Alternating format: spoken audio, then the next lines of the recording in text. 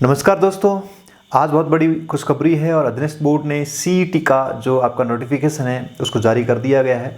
तो आज इस वीडियो हम ये देखने का प्रयास करेंगे कि सीईटी से रिलेटेड क्या क्या और इसके अंदर प्रावधान है और ये एक पात्रता परीक्षा होगी या इसके बाद में और परीक्षा होगी, कौन कौन से डिपार्टमेंट की जो भर्ती होने वाली इस कॉमन एलिजिबिलिटी टेस्ट के अंदर, और ये आपके ग्रेजुएशन लेवल का जो टेस्ट होगा इसके अंदर, और सारी जो भर्तियां इसमें शामिल की गई है वो सारी की सारी ग्रेजुएशन लेवल की आपके एग्ज़ाम या भर्तियां इसमें शामिल की गई है। तो इसमें अपन पूरा देखेंगे सिलेबस से रिलेटेड, और इसके अलावा एग्ज़ाम कब होगा, एग्ज़ाम फॉर्म वगैरह सारी तमाम जानकारी इस क्लास में आप देखने का प्रयास करेंगे। तो आप मोटा मोटा देख सकते हो, ये आपकी समान पात्रता परीक्षा आपका कॉमन एलिजिबिलिटी टेस्ट है, स्नातक लेवल का है 2022। इसके अंदर इस डिपार्टमेंट की आपके वैकेंसीज़ है, होमगार्ड की है, प्लाटून कमांडर, इसके अलावा राजस्थान अभियांत्रिकी जो अधीनस्थ सिंचाई सेवा जिसके अंदर जिलेदार और पटवारी की यहाँ पे है आपके, ठीक है, और राजस्थान अधीनस्थ लेखा सेवा जिसमें आपके कनिष्ठ लेखाकार बहुत महत्वपूर्ण है।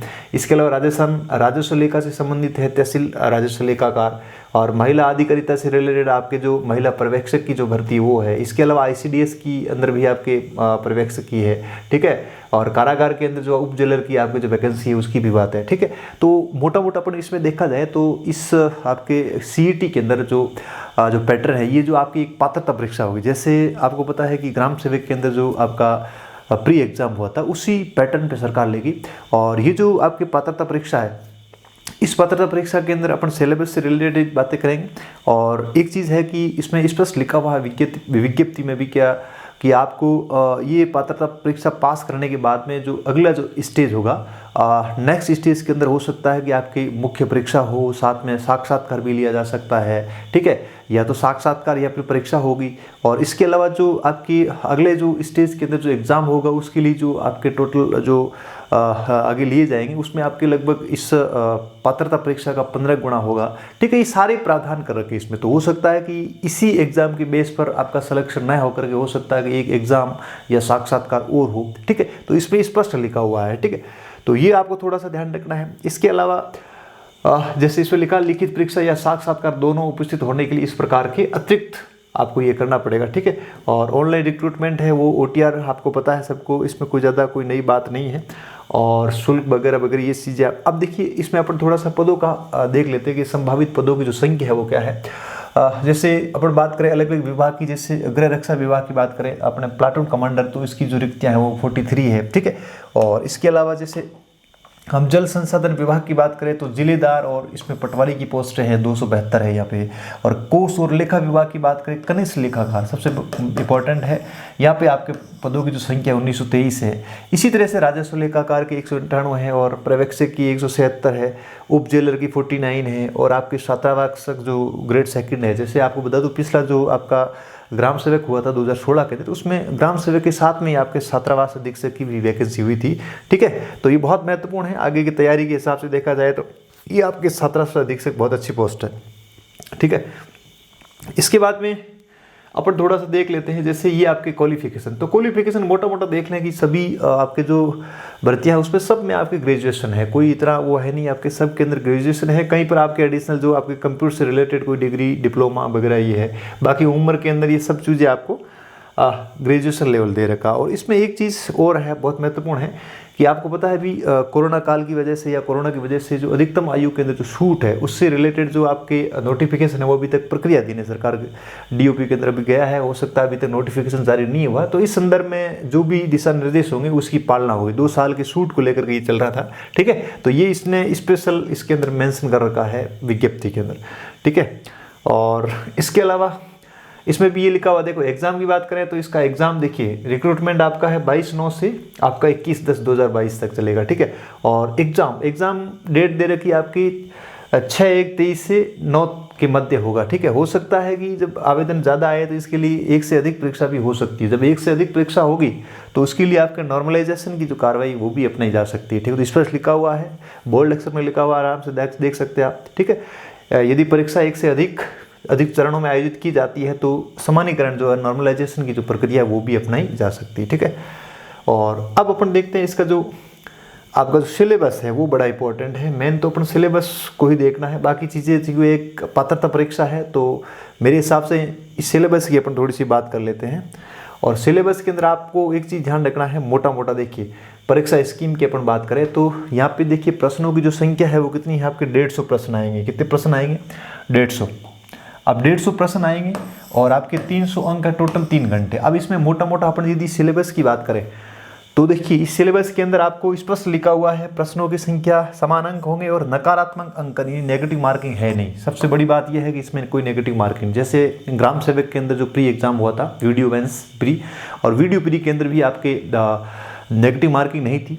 ठीक है, तो इसका जो सिलेबस है तो अपन मोटा मोटा देख लेंगे। आरएस प्री का जो सिलेबस है, आरएस प्री के अंदर आपको बता दूं कि आरएस प्री के अंदर हिंदी और इंग्लिश को छोड़ दो, कंप्यूटर को थोड़ा सा छोड़ दो, तो इसके अलावा सारा का सारा आपका आरएस प्री वाला। तो ये इस एग्जाम के अंदर आपके हिंदी भी डाल दिया, इंग्लिश भी है और कंप्यूटर भी है। तो उसका मतलब ये हो गया कि कहीं ना कहीं आरएस प्री से भी इसका सिलेबस ज़्यादा है और अभी समय भी कम है, तो इस हिसाब से आपको पूरी तैयारी करनी। ये मान के चलिए कि अभी आरएस की वैकेंसी भी आने वाली है, तो आपकी एक तरह से देखा जाए तो आरएस प्री की एक आपकी पूर्व तैयारी हो जाएगी अच्छे से। तो आप पूरा उस पर फोकस करिए अच्छे से और सारी चीज़ पढ़िए। हिंदी इंग्लिश को भी पढ़ोगे तो आपको कहीं ना कहीं आरएस मेंस के अंदर भी हिंदी इंग्लिश का जो पेपर होगा वहाँ पर भी आपको फायदा होगा। तो इसके अंदर मोटा मोटा जो सिलेबस है वो कहीं ना कहीं आपका कौन सा है, पूरा का पूरा आरएस प्री का है। ये अपन देख सकते हैं पाठ्यक्रम में। जैसे हिस्ट्री की बात करें तो हिस्ट्री के अंदर आपको भारतीय इतिहास की महत्वपूर्ण घटनाएं और लगभग अपन देखा जाए इसके अंदर तो आपके मॉडर्न हिस्ट्री है, मोटी मोटी मॉडर्न हिस्ट्री पढ़नी है आपको। ठीक है, और मॉडर्न हिस्ट्री के अंदर 19 और 20वीं शताब्दी के सामाजिक धार्मिक सुधार आंदोलन है। इसके अलावा आपका भारतीय राष्ट्रीय आंदोलन की बात करें, स्वतंत्रता आंदोलन, तो आपको कांग्रेस की स्थापना से लेकर के 1947 तक का मोटा मोटा देखना है। ठीक है, इसके अलावा राजस्थान के संदर्भ में, ठीक है, और राजस्थान की कला संस्कृति इतिहास विरासत, ये तो आपको वैसे ही पढ़ते आ रहे हैं, कोई इसमें दिक्कत नहीं है। और भारत का भूगोल आप देख सकते हो। ठीक है, और भूगोल के अलावा आपका राजस्थान का भूगोल, ठीक है, तो ये इसको भी आप रेगुलर प्रैक्टिस में हैं। और इसके अलावा आपके पॉलिटी का भी पार्ट है, राजस्थान पॉलिटी भी इसमें दे रखी है। ठीक है, और इंडियन इकोनॉमिक्स भी आपको अच्छे से पढ़नी है। तो मतलब पूरा का पूरा कहीं ना कहीं आरएस प्री वाला पार्ट है। और राजस्थान की अर्थव्यवस्था तो मेरे हिसाब से यदि जनवरी के अंदर एग्जाम होता है तो राजस्थान का जो इकोनॉमी है आप अच्छे से सर्वे से इसको तैयार कर सकते हो। और मोटी मोटी जो सिलेबस के अंदर टॉपिक दे रखे हैं तो आप उसको जोड़ करके जो सिलेबस के अंदर है उसको आप सर्वे से तैयार कर सकते हो। ठीक है, साइंस एंड टेक्नोलॉजी वो भी आपके आरएस से पूरा पूरा उठाया हुआ है। ठीक है, मेंटल एबिलिटी और गणित का भी देख सकते हो आप पूरा का। ठीक है, और हिंदी और इंग्लिश इसमें भी आपके टॉपिक वही है जो स्पेशल आपके आरएस के अंदर बड़े बड़े एग्जाम के अंदर कॉमन सिलेबस हो गया। आजकल एक चीज़ आपको ध्यान देनी है कि आप किसी भी एग्जाम की तैयारी कर रहे हो तो आपको ये मोटे मोटे सब्जेक्ट पढ़ने हैं। इसलिए कह रहा हूँ कि एक बार वन टाइम आप बढ़िया लेवल की तैयारी कर लो, आरएस की अकॉर्डिंग तैयारी कर लो, ताकि आपके छोटे मोटे एग्जाम की तैयारी वैसे ही हो जाएगी। जैसे मान लीजिए कोई आरएस की तैयारी कर रहा है तो उसने अच्छे से यदि आरएस प्रीलिम्स का पूरा पढ़ रखा है तो उसको कोई दिक्कत नहीं आएगी, क्योंकि उसका पूरा का पूरा जो मैटर है वो कहीं ना कहीं आरएस प्री से मैच कर रहा है। ठीक है, तो ये आपका पूरा हिंदी और इंग्लिश हो गया। इसके अलावा कंप्यूटर का नॉलेज भी इसमें ज़रूरी है। ठीक है, बेसिक जानकारी है, कंप्यूटर की विशेषता है, रैम रोम, इनपुट आउटपुट, इसके अलावा हार्डवेयर सॉफ्टवेयर है। ठीक है, एमएस ऑफिस है, एमएस आपका एक्सेल है, एमएस पावर पॉइंट है, ये मोटा मोटा। इसके अलावा आपके समसामयिकी भी दिया हुआ, तो समसामयिकी राजस्थान, भारत और अंतर्राष्ट्रीय इसकी प्रमुख घटनाएं और मुद्दे हैं। इसके अलावा राजस्थान, भारत और अपन इंटरनेशनल परिप्रेक्ष्य में देखें तो वहाँ पे किसी व्यक्ति, स्थान, संस्था से संदर्भ में या फिर कोई खेलकूद गतिविधि से रिलेटेड कोई जानकारी आपको पूछी जा सकती है। तो सेम टू सेम लाइन कहीं ना कहीं आरएस आपके प्री के सिलेबस में ये मेंशन कर रखा है। तो मेरे हिसाब से सीईटी एक कॉमन पात्रता परीक्षा है और उस लिहाज से आप अच्छे से इसकी तैयारी करो। हो सकता है कि आपके आरएस की अच्छी तैयारी हो जाए, हो सकता है कि अगले स्टेज के अंदर, हो सकता है इसी एग्जाम से आपको नौकरी तो मिलनी नहीं है, क्योंकि अगले स्टेज में लिखित परीक्षा और हो सकती है।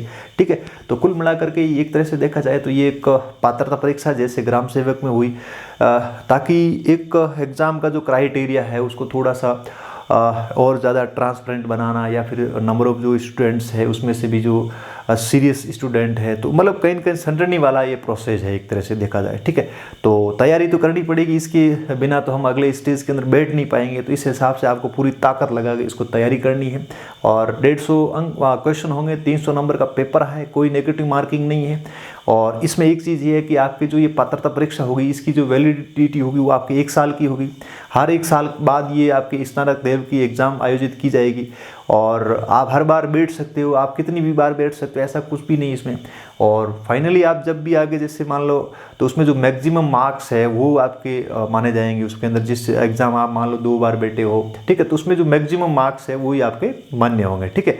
तो ये जो आपका CET है तो अपने हिसाब से मतलब बहुत ज़्यादा इंपॉर्टेंट है, और इसलिए इंपॉर्टेंट है क्योंकि हम इसको यदि जनवरी तक इसकी तैयारी करते हैं तो मेरे हिसाब से RS प्री की मोटी मोटी आपकी तैयारी हो जाएगी। तो उस लिहाज से आप बिल्कुल पूरी ऊर्जा के साथ में इसमें आप लग जाइए, और अभी RS की भर्ती भी आने की पूरी संभावना, उस लिहाज से बढ़िया तैयारी करिए। क्योंकि इस एग्ज़ाम के अंदर हम यदि क्वालिफाई होंगे तो अगले स्टेज के लिए हम पात्र माने जाएंगे। तो उस हिसाब से आप बढ़िया तैयारी करिए, इंपॉर्टेंट है, बहुत महत्वपूर्ण। सिलेबस को अच्छे से देखिए और उससे रिलेटेड आपके टू दी पॉइंट जितना आपके पास कंटेंट है उसको बार बार क्या करिए, रिवाइज करिए, तैयारी करिए, ठीक है। तो आप सभी को इस CET का जो नोटिफिकेशन आउट हुआ इसका आपको काफ़ी लंबे समय से युवाओं को इसका इंतजार था, तो आखिरकार वो समय आ गया है। आप तैयारी के अंदर जुट जाइए। आप सभी को बहुत बहुत शुभकामनाएं। Thank you so much.